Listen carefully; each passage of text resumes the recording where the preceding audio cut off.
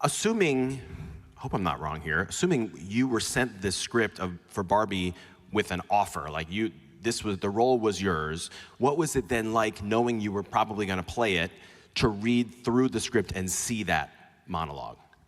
Yeah, I mean, it's like the thing that you never imagine is gonna happen, that some fabulous visionary auteur director is gonna come texting saying, hey, I wrote a movie and we wrote this part with your voice in our heads. It's Barbie, hear me out. And I was like, okay. And she said from the beginning, she's like, it's weird and it's bonkers, but read it. And we wrote Gloria with your voice in our head. And so, I mean, from page one, it was like the most incredible delight. It was like watching it. It was so unexpected. And, Greta and Noah's vision were just so singular, and it was it's the Barbie movie that no one asked for, right? No one asked for this movie. No one knew we needed this movie, but clearly we needed this movie, right? And it was just an incredible delight. And I remember the very moment in the script where Gloria realizes that Barbie came for her. And I remember having that almost like in this meta way feeling of reading the script and being like, oh, this movie's about us.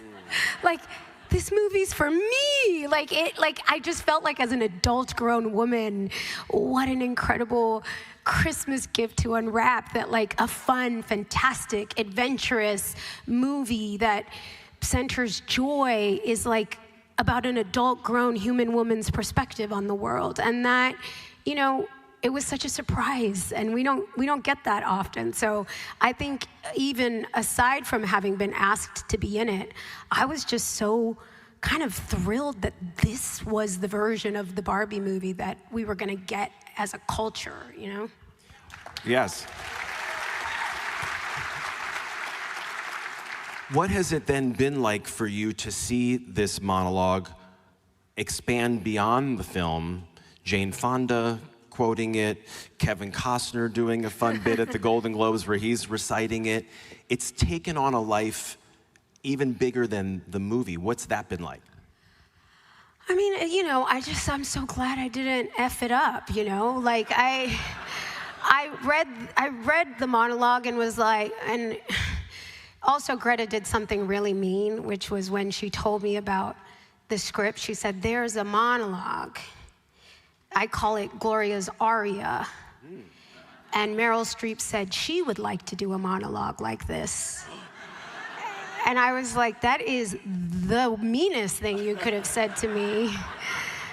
I was like, then give it to Meryl Streep. Why are you even putting me in this position? And so there was a little bit of pressure around it. I was a little nervous. And I really did just feel like the words hit me as truth. And I just really felt like I don't want to stand in the way of this beautiful writing, achieving, the articulation of something that feels so true for so many people. And I feel so